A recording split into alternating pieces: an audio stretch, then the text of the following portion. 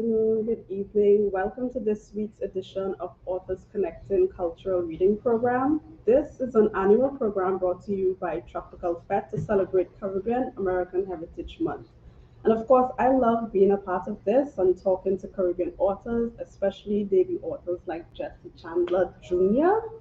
Do I say Yes, Jr.? yes. I am Keishel Williams. I'm a book critic, a writer, and an editor who just loves the whole literary lifestyle. So you know I'm always happy to be here. Those of you who are tuning in online on our live feed, welcome. I'm glad to see that you guys came out to support this initiative and to support Caribbean literature. Hashtag Read Caribbean. We'll be taking questions at the end of this conversation, maybe mid conversation as well. We'll see. But in the meantime, let's jump right in. Jesse, thanks for coming. Thanks for being here to talk about your new book, Thank West you. Indian Sin. Thank you for the invitation from you and from everyone at Tropical Fed for having me and for giving this space not only to me but to all writers. Great. So let's get into it. Let's go back. What are some of the Caribbean authors you used to read a lot of as a young person? Okay, good. That's a good question. Um, it's also embarrassing because I don't feel as though I used to read much as a kid. So this is something that I was recently talking about where I feel like as a reader, I mean as a youngster, I read mostly things that was ascribed to me based on school. Right. Um, I think that I would have been exposed to, of course, V.S. Naipaul and some Martin Carter when it comes to poetry and literature itself. But very, I found it very difficult to pin down an author or consistent series of books that I found interesting. Hmm. It's only now that I look back and I think to myself, it's probably because I never saw myself in those writings. I never saw Right. me being part of those stories. That's understood. So, are there any authors you would say possibly inspired Mm. your interest in writing or becoming an author?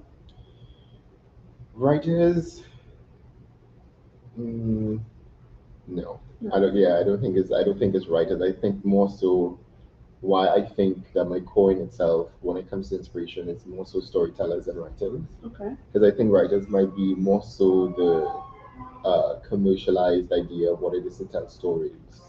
I grew up in a house where telling stories was a big thing. Like we didn't have a campfire, but we always had the idea of and the opportunity to tell stories. So I think it's more so storytellers.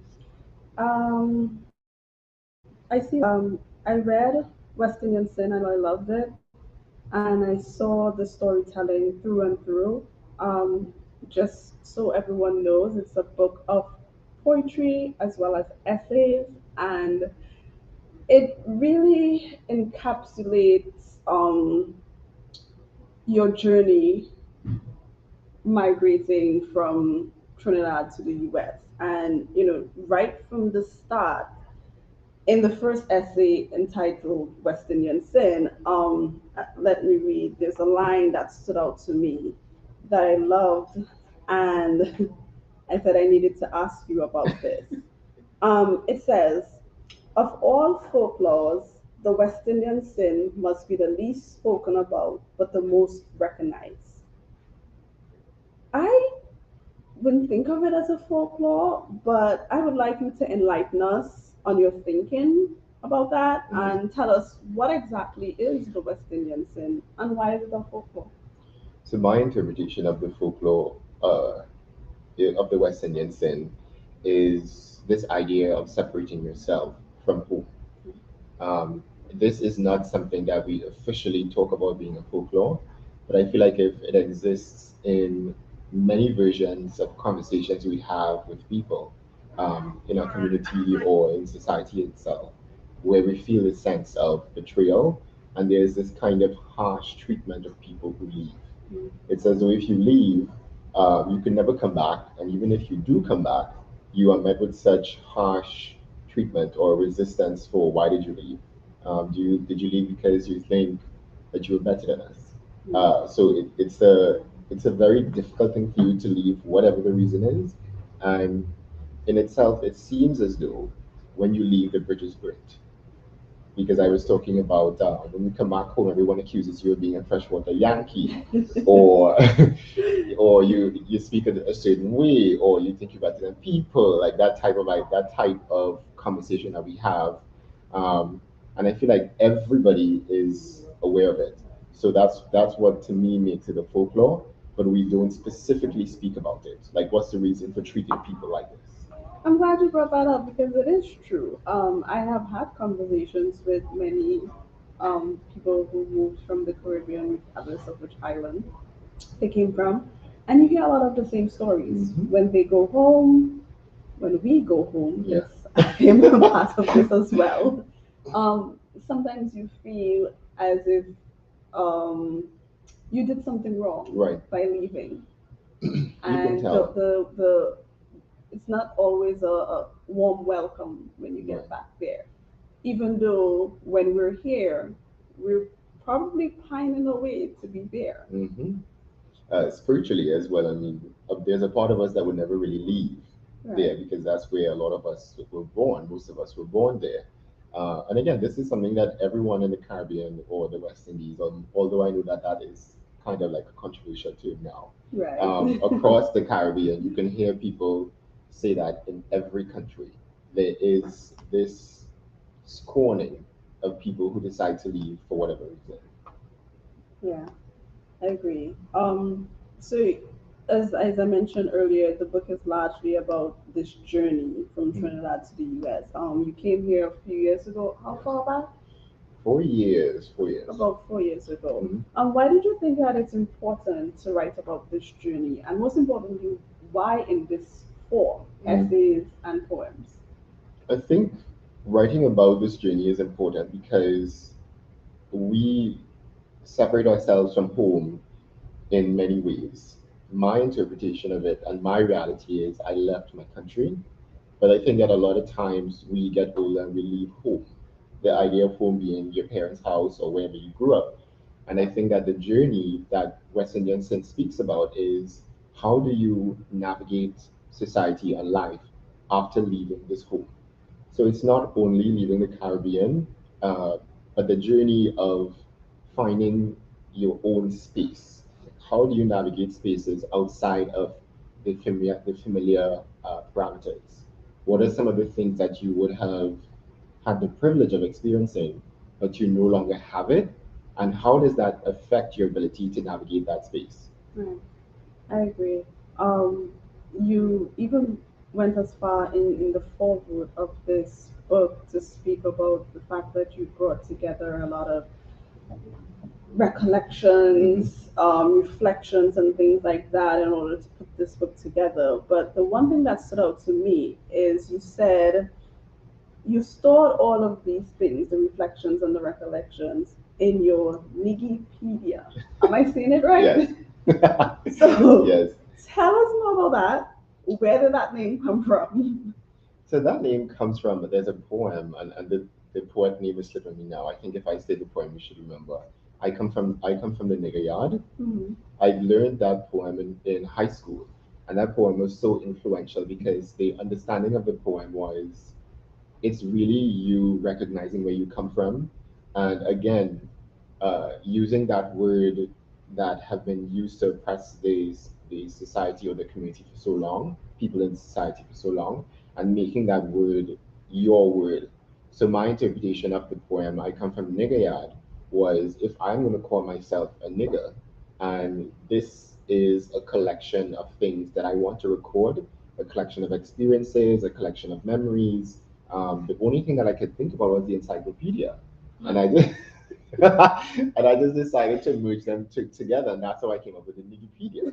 So Nigipedia is my personal collection of stories and experiences that I always reference, not only for the purpose of writing, but for the purpose of navigating social spaces. Right. Yeah. And you're a storyteller at heart. I know you talk about coming from a family of storytellers, specifically your mother. You speak about your mother Mm. very fondly in this book.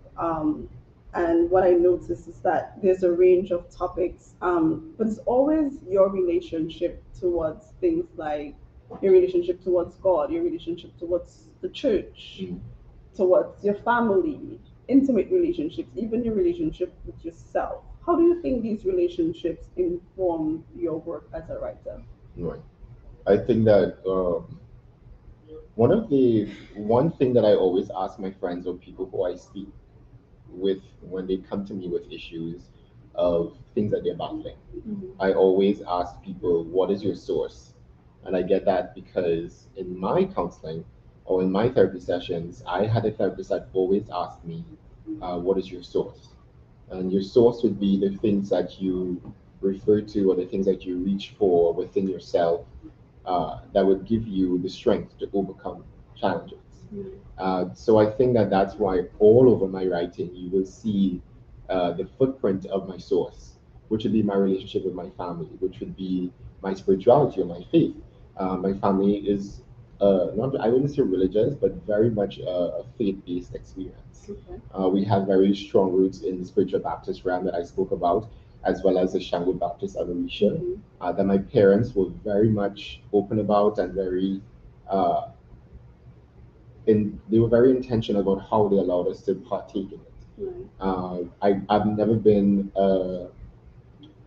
I've never been a stranger to anything when it comes to spirituality. As I said, my grandfather had a church, a spiritual Baptist church. He's known as a Obia man. You know what we think about Obia man, and we say, okay, this is what the Obia man does, and so it informed the way that I saw the world, Right. and it informed the way that I navigate the world, how I interpret experiences. It all comes from my source. Yeah. Okay, well, I would love for you to give us a little taste of that sauce. And I know you prepared a short reading for us.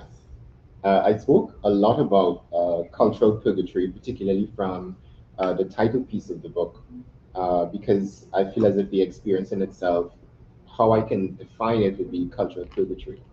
Being in this space where you're away from things that you are culturally accustomed to or you use to navigate your spaces. And what I do is I really reach back into these memories to ground myself, to anchor myself. So this reading is from Purgatory, which is one of the essays in the book. I'll just read a few paragraphs. I turn over on my back to look at the ceiling. When my grandmother looked after us as kids, she looked to the ceiling in the night and counted over and over on her two hands in a very intentional way. We never knew what she was counting. At that age, my sisters and I were convinced that she was crazy or a witch. Our logic was sound. She once exclaimed, I could kill a man and can't kill you, turning iguana while mashing his head with a chunk of wood as he tried to escape the deep barrel she trapped him in. She looked like she was grinding some spices with much enthusiasm in what was an oversized mortar and pestle. My sisters and I looked at each other like, what the hell? According to folklore, she had to be a witch. As I think about this moment in my past, I chuckle. Okay.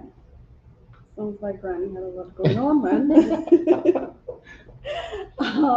Which brings me to a question about rituals. This entire book, you can say, is filled with She's called rituals, ritual. from taking sea baths to mopping out with red lavender. I mean, you touched on a lot. Tell us why it was important for you to like really bring that into the book. Okay. I think one of the realizations that I had when I moved here about why I felt so spiritually detached and how I couldn't find myself in a very spiritual way that informed how I moved in the carnal sense was an absence of rituals that I partook in. And at first, I didn't think of it being ritual as in the very extreme sense of lighting of candles and saying prayers and stuff like that. But the very simple things that I do on a daily basis that never defined it as a ritual, but in fact it was. Like, for instance, you have a very difficult day or a very difficult week at work, and you decide that you're going to go to Maracas or you're going to take a sea bath. And in our mind, we don't think about those things being actual rituals. But if you were to speak to someone who has a very spiritual background, they will understand it as a cleansing. Certain things like meeting friends to go for a few drinks, dropping the alcohol on the floor, very simple day-to-day things that we do, cooking pilau or cooking in the kitchen that I described in my experience with food and my parents. All these things are rituals, and I think that the absence of these things really made a lot of issues that I had resurfaced because I wasn't having the type of medication to keep things at bay or to continue to heal things that was in me. And that's why I felt as if it was very important for me to talk about rituals in the spiritual aspect in which we understand it to be belonging to religion, but also the things that we do very often that become a ritual. Right. Yeah. And I think that's very important for, again, a lot of us who has moved away from our home to read and understand and really take stock of. Because even when I myself read the book and I read a lot of these things, it's something that I was aware of. But when you've lived away from home for so long, sometimes you forget that this was even a part of your life. Right. And then you start thinking, perhaps if, like you said, I get a sea bath, I would start feeling better about certain things. Yeah, but when you live in New York City, like you have to find other ways. like where are you going to do that? If you talk to my mom, she might say, okay, put some salt and some water and take a bath. Yes. But it doesn't feel the same way. Yeah, your body doesn't spiritually respond to it in the same way. Right. Yeah. And just to show off, I'm from Toku, so I have access to the beach. Come on. When you take away things again that before moving here were not considered to be very integral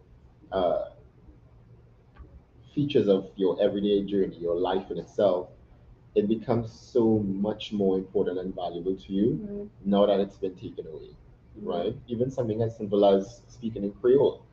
Speaking in Creole puts you at ease. You're disarmed when you speak in Trinidad, like or Trinidad dialect. But because you work and live in a space where you have to speak in a way where people will understand you, that is taken away from you. So you're in a heightened stage of stress, right? All the time. Right. So that in itself, again, that's a ritual. You wouldn't be able to have a pick-on with a co-worker because they might think that you're offending them. But we have a different way in which we use our expression in our language, in our native tongue, that really informs how we interact with each other. Yeah. I'm glad you brought that up. Because you're a debut author now. Major congratulations. Not many people could cross that threshold. And one of the things I like about doing this particular program every year is I know that there are a lot of aspiring writers, especially aspiring Caribbean writers out there, who would love to know how you do what you do. So in terms of the process, actually, let's go back to publishing. You're a self-published author, and that's something that I should have said at the top. Could you tell us a bit about that route you chose? Right. Why did you choose to do the self-publishing versus going to a traditional publishing house? I think that the publishing process is something that sometimes, not all the time, compromises the quality of work and compromises the message in the message being packaged in the way that you want it to be packaged. I wanted to package something in a very specific way for a very specific audience, and I felt as though if anyone else was able to interpret it or receive the message, I was happy for that experience for them. But I felt as if my main focus was my particular audience, people who feel culturally or socially displaced from backgrounds that are very specific to me. When I did my research when it comes to finding a book agent and the whole process of writing and then the impositions of having an international house or press house publish your book, I felt as if it was something that I was not at this point willing to compromise when it comes to what I offer. And I feel as if largely this book, it being my first book, will always be my first book. I wanted it to be in a very specific way that I had 100% creative control of what I write, produce, and offer Okay. as to be my debut voice. You Right. know, I wanted to preserve the purity of it. Okay. So that means there's room for you to possibly try the traditional route. Of course, I'm always open to possibilities. I think that when it comes to me remaining true to the messages that I want to send Mhm. and for the audience that I want to reach, there will always be a type of writing, or there will always be an offering that would always be self-published. Okay. That because I feel as if in that case is the only way that I can assure people who may like the experience when they read what I have that our relationship is preserved. Okay. And so, what's your general writing process like? Are you a early morning writer? Do you have specific rituals? I am a very chaotic writer.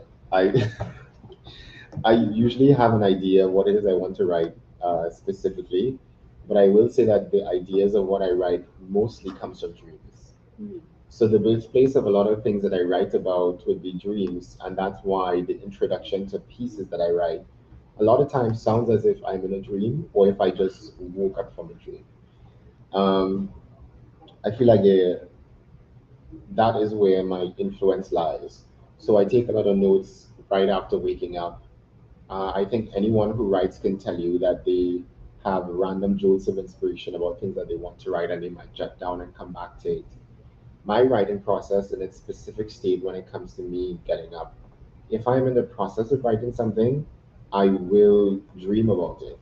And what I do is I extract the inspiration from the dream, take note of it, and really shape it the next day. Mhm. So it's very much informed by my dreams. It's very much informed by memories. And I always want to write truthfully, so there's always truth to what I'm writing. It's not, even in cases where I feel as though, okay, I would have made up a character, the experience would be a real experience. Right. Yeah. Interesting. Your Trini, I mean, earlier we were talking about carnival. Mhm. So, did you have like a playlist or anything you would put together while you were working on this particular book? Shameful. For this particular book, Yeah. I can't say that there was much Trini music that I listened to. I would say that I listened to a lot of Ella Andel for writing this book. And I think that is because I spent a lot of time speaking to my mother, ensuring that I was telling the stories the right way without uh, doing injustice to the particular faith that a lot of my work is steeped in. So I did a lot of specifically talking to Shango Mm. and Yemaya and really getting that inspiration from them. I think that if anything at all, that to me would have been the most consistent music or type of music that I listen to when it comes to writing this book. And that's why the book comes across. I can So see it. yeah, I can see that's it. that's why the book it comes across so spiritual because it is like a spiritual labor to write the book. Right. Yeah, it's just littered with rituals and references from the faith because that is the inspiration of it through my mother. Yeah. Are you thinking about a new book yet? I have not thought about a new book. Um, I have tons of ideas, Mhm. big ideas, because you know, as creators, we always have huge helium balloon ideas, and then we have to come back down to earth to really ground it in something. What I would like to write about in the future, near future, I would like to write about the nuanced experiences of Caribbean people. I feel like a lot of time we focus on the quintessential ideas or the stereotypical experiences of particular Caribbean characters. And a lot of people will specifically write about it, and it's spoken about in the sense of it being mystical Mm. as opposed to it being obia. I prefer things to be referred to as obia, Mm. or voodoo or whatever, as opposed to it being mystified and washed in a particular color. Right. I want to do that. I specifically want to write my mother's story, and I think that that would be something very um, fulfilling for me. Okay. Yeah. I mean, your mother read most of this book, if not Yeah, I mean, all. I think at this point I should probably give her the editing Got royalties it. because every time I wrote about things, I have there's a few times in the book for I think Red Lavender and Offering, Mhm. there is a paragraph under those two pieces that are in italics, and those are the actual words of my mother. Mhm. So it's recorded WhatsApp conversations that we had that I found inspiration in to create those pieces, and sharing those particular pieces with her, like Letter from My Mother, the three pieces of Lemon, Red Lavender, and Kananga Water, and Offering. Those pieces she holds very dear to her because they are very personal when it comes to our experiences with each other and on our spiritual journeys. Mm. Unsurprisingly, Lemon and Red Lavender are two of my favorite pieces. Right. Especially in the ritual Mm-hmm. space of the things that you wrote. But one of the other pieces that really stuck with me, or I should say, really spoke to me, was "I am a writer." Right. It starts, "I am a writer because I say so." Mm. That is such conviction, Right. especially you know how writers are. Yes. Writers are always looking for external validation. Mm-hmm. I know even for myself, I'm not going to publish something until we are 10 people say, yes, this is right. And some of the right specific people Right? say yes. And you're just putting it out there. Right. No one has to tell me I'm a writer. I'm a writer because I say so. Um, I want two things from you now. One, tell me, why do you think you have so much conviction in saying that? I've always liked to write. Like in the book, I started off in the foreword saying that I've always feel as if writing was my refuge, writing was my protector, writing was what I did all the time. And just like you and all creatives, I've always been looking for this external validation, as in, okay, you can write well, or this is a good writer, this is good writing. And a lot of times when I had confidence issues outside of writing, otherwise, my mother would always, I would go to my mother and be like, I don't understand why did I thought I could have done that. Like, I don't know why did I thought I could have gotten an A in this course. Like, why would I think I could do that? And her reassuring words to me were affirmations. And what I consider to be a spell would always be, you can do it because you are my son. Mm. And I think that that in itself gave me permission to really state who I am, not because of validation or not because of the understanding that, okay, people will like this or people will appreciate this, but the understanding that the power of the tongue. You will be the person to first define yourself as something, and you are, and your writing is your greatest mirror. If you do not believe that what you have to say is of value, or what you say is of not value to yourself, then there's a very slim chance that anyone outside of you will value you or what you have to say. So it comes that the work comes from you first, and you're not going to feel like that all the years. A lot of times I go through my book and I'm like, oh, I should have said that differently. But you're not going to feel like that every day. But that to itself is something that you're going to be working on for the rest of your life. Right. Like really restoring that.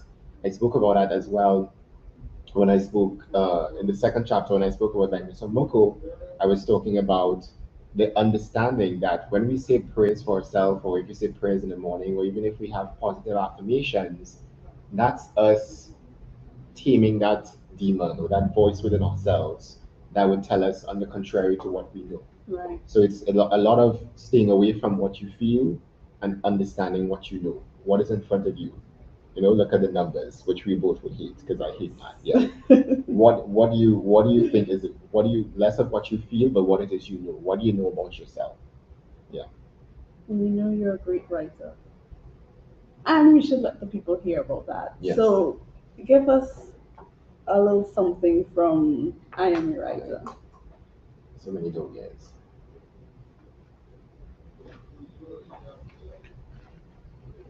I am a writer. I am a writer because I say so. I don't see the sun shining in the morning. I see her yawning on the earth, giving us warmth. I see her climbing out of her bed, stretching her rays across the globe, holding us like her newborn baby. I see her rays surfing on the waves of the ocean. On a day at the beach, my skin would be their dance floor. If I stood in the sun too long, they'd start gnawing on my skin to warn me of sunburn. There's no literary giant who inspires like my mother. I grew up hearing her pray to God in awe. I wondered what it'd feel like for someone to speak to me like that. I wondered who taught her to speak like that. I wondered who taught her to speak to him like that. I was envious of him. Who is this great being that inspired my mother to spread herself at their feet in this way? I was committed, determined, invested in praying just like my mother. I wanted to impress her, to impress God, to show him that I too can pour my oil. I could woo him with love letters of praise. It's in this attempt to impress God and my mother that I found that he blessed my tongue and my pen. Everything that I write is an exaltation to God. Like the Zamar prays, I pray that my pen creates an atmosphere of healing. Amazing. Um, Thank you. You're welcome. Thank you so much for taking the time to come out here and to bless us with your words. Thank you for having me. Let us know about your process and let us know about your work. What are you reading right now?